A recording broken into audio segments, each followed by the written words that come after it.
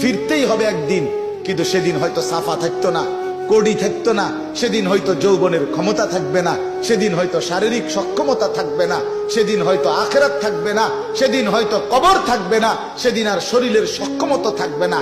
হারবালো শুধু আর ধরবে না, হারবালো শুধু আর ধরতো না।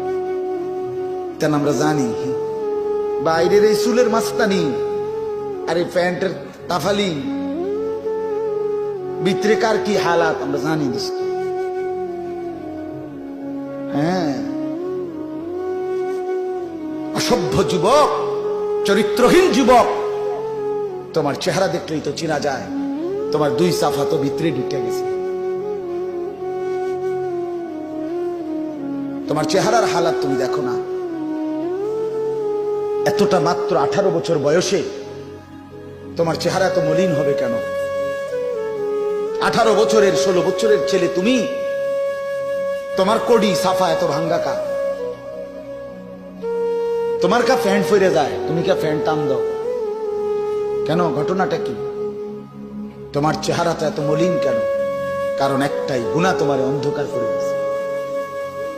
কসম খুদার বাপ, গুনাহ তোমার অন্ধকার করে দিয়েছে।